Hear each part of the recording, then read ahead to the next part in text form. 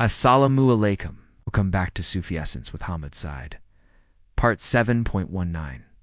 The Heights Surah Al-A'raf. Our spiritual and an intellectual journey through the sacred verses of Surah Al-A'raf now leads us into the heart of a timeless and a recurring narrative. Is the noble struggle of Allah's chosen prophets against the ignorance and the arrogance of their people. We have now reached a pivotal moment as we transition from the powerful and a poignant story of Prophet Nuh, peace be upon him, and delve into the courageous and a compelling account of Prophet Hud, peace be upon him, and his people, the tribe of Ad. This is a narrative that is not merely historical. It is a profound and a living testimony to the immense spiritual blindness that can plague even the most physically powerful and an affluent of societies. This section of the sacred scripture is not merely a description of the afterlife. It is a timeless and a resonant allegory that reveals the devastating reality of a life lived without spiritual accountability. This lecture will meticulously unravel the theological, the psychological, and the spiritual dimensions of these verses, serving as a comprehensive and an intellectual framework for a life lived in spiritual truth and an unwavering faith. We will analyze the intricate and an inseparable relationship between the divine promise and the sacrosanct gift of human free will, and how the conscious choices we make in this brief and a temporal life ultimately seal our eternal abode. The divine verdict and the inevitable consequences. The verses that form the sacred foundation of our initial discussion in this segment are as follows.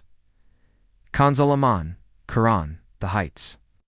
7-91. So the earthquake seized them, and they became within their home corpses fallen prone. This verse, Kanzul Iman, Quran, the Heights, 7-91. Resonates with an unequivocal and an unsettling power, serving as a direct and a chilling declaration of spiritual heedlessness. It states, so the earthquake seized them, and they became within their home corpses fallen prone. Next.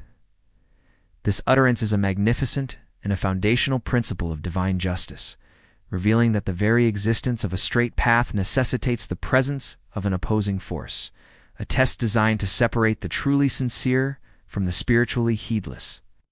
The straight path here is a metaphor for the pure and unadulterated path of Tawhid, divine oneness, and submission. The phrase sit and wait paints a vivid picture of a patient and a relentless ambush, signifying that the temptations of Iblis are not random, but a deliberate and a calculated strategy to intercept and derail the spiritual traveler. Kanzul Iman, Quran, the Heights. 7-92. Those who denied Shu'abe, it was as though they had never resided there. Those who denied Shu'abe, it was they who were the losers. This verse, Kanzul Iman, Quran, the Heights, 7-92, is a breathtaking and a powerful statement that details the comprehensive and a multi-front assault on the human soul. It states, those who denied Shu'aib, it was as though they had never resided there. Those who denied Shu'aib, it was they who were the losers. This is an unequivocal declaration that the whispers of temptation will assail humanity from every conceivable angle. From before them refers to tempting them with the future, making them anxious about what lies ahead, and causing them to chase worldly desires with a restless hunger. From behind them represents the seduction of their past, encouraging them to dwell on past mistakes or to indulge in the false sense of security derived from their lineage or worldly accomplishments. On their right symbolizes the corruption of their good deeds, making them arrogant or boastful. And on their left represents the direct temptation to commit sins and to indulge in base desires. The verse concludes with a heartbreakingly sober prediction, and you will not find most of them grateful. A direct challenge to the human spirit's capacity for unwavering thankfulness in the face of such relentless opposition. Kanzul Iman, Quran, the Heights, 7-93, and Shu'aib turned away from them and said, O my people, I had certainly conveyed to you the messages of my Lord and advised you. So how could I grieve over a disbelieving people? This verse, Kanzul Iman, Quran, the Heights, 7-93, serves as a dramatic and a definitive culmination of the divine discourse, a verdict that seals the fate of the spiritually arrogant and their followers. It states, and Shu'aib turned away from them and said, O my people, I had certainly conveyed to you the messages of my Lord and advised you. So how could I grieve over a disbelieving people? This utterance is a powerful and a magnificent statement that establishes the principle of absolute divine justice. The word disgraced modmin signifies a state of complete and utter humiliation, a direct consequence of Iblis's pride and a rejection of divine command.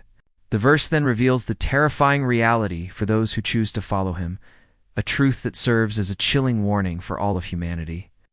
It is a powerful reminder that their baseless spiritual rebellion and their arrogant inventions were not based on divine revelation, but on assumption, dan, and falsehood kazib, and that for this they will receive their just recompense. Sufi perspective, the annihilation of the self-fana and abiding in the divine baka. From a Sufi perspective, the cataclysmic destruction of the people of Majin is a physical and a tangible, a manifestation of the spiritual principle of fana, annihilation of the ego, and baka, abiding in God. The people of Madian, in their arrogance and spiritual rebellion, chose to align themselves with their lower selves nafs, seeking a temporary baka in the physical world through their dishonest dealings. Their spiritual state was one of profound attachment to a fleeting existence, a complete denial of the higher spiritual reality. Their bodies were fana from the truth of the divine names and attributes, and thus their physical annihilation was a divine act of justice that corresponded to their spiritual state. The prophet Shu'aib, peace be upon him, and the believers, on the other hand, sought a spiritual fana, an annihilation of their selfish desires, their worldly attachments, and their rebellious egos. It is only through this spiritual fana that one can attain true baka's state of permanent abiding in the divine presence. The Sufi understands that the true baka is not a physical immortality, but a spiritual state of being that is beyond the confines of this temporal existence. The people of Madian, by rejecting the call of their prophet, chose a temporal baka that ultimately led to their eternal fana, the believer. By accepting the prophetic message, chooses a spiritual fana that leads to an eternal baka with Ahriman and Arahim. Commentary from Zia ul-Quran, the wisdom of divine attributes and the nature of divine command. The Zia ul-Quran commentary provides a deep scholarly and a profoundly insightful analysis of the theological and spiritual dimensions of these verses. The commentator beautifully articulates how these verses serve as a powerful and a direct call to a deeper and a more personal relationship with the Creator, a relationship that must be founded on absolute knowledge and an unshakable certainty rather than mere assumption and fabrication. The verses serve as a poignant and a timeless argument that is a direct challenge to the very foundation of atheistic and philosophical beliefs that are not rooted in the truth of a divine revelation. The commentary also provides a scholarly and a beautiful explanation of the divine wisdom behind the divine law, making it clear that it is a sublime act of divine mercy that has been given to humanity for its ultimate spiritual and a physical well-being. The beginning of a prophet's story. The message of Noah, peace be upon him. We now continue our intellectual and a spiritual journey through the magnificent verses of Surah Al-A'raf, examining the profound consequences of disbelief and the ultimate reward of a life of faith. Kanzul Iman Quran, the heights. 7-94. And we sent to no city a prophet, except that we seized its people with hardship and poverty that they might humble themselves to Allah. This verse, Kanzul Iman Quran, the heights, 7-94, is a chilling statement on the nature of a spiritual and a physical injustice. It is a direct and a powerful commentary on the reality that a state of spiritual heedlessness and a transgression inevitably leads one to a state of spiritual and a physical loss. The verse states, he said, "Get down, some of you to some others as enemies. For you on the earth is a lodging and enjoyment for a time." The prohibition of the tree was not an arbitrary denial, but a precise and a simple test of obedience, a singular boundary in a realm of infinite bounty. The verse then provides the profound and a spiritual reason for the command, lest you be among the wrongdoers. This is a sobering reminder that a person's spiritual state is a direct reflection of their inner intentions and their outward deeds, and that a single act of disobedience can cast a shadow upon the soul. Kanzul Iman Quran, the heights. 7-95. Then we substituted in place of the bad condition the good, until they increased, and said, "Our fathers were also touched with hardship and ease, so he seized them suddenly while they perceived not. This verse Kanzul Iman Quran, the heights, 7-95, serves as a masterful and a chilling account of the first temptation. It begins with the sinister and a subtle act of a whisper. The verse states, "Then Satan whispered to them to make apparent to them that which was concealed from them of their private parts." The act of whispering waswasa is the very essence of temptation, a subtle and an insidious infiltration of the mind, planting seeds of doubt and desire. Satan's motive was to expose what was hidden, the private parts, thereby introducing the concepts of shame and a nakedness into the human experience. His words, "Your Lord did not forbid you from this tree, except that you become angels or become of those who live forever," were a deceptive and a masterful psychological manipulation, exploiting the human desire for eternal life and a higher spiritual station. It was a lie veiled in the language of truth, a promise of a better state that could only be achieved through an act of disobedience. Hadith with reference: the guidance of Allah and the unwavering nature of His promise. The Prophet, peace be upon him, taught with profound wisdom on the themes of these verses, emphasizing the importance of belief in the unseen and the immense reward of seeking the company of the sincere. The Prophet, peace be upon him, taught, "The people of paradise will be the believers, and the people of hell will be the disbelievers."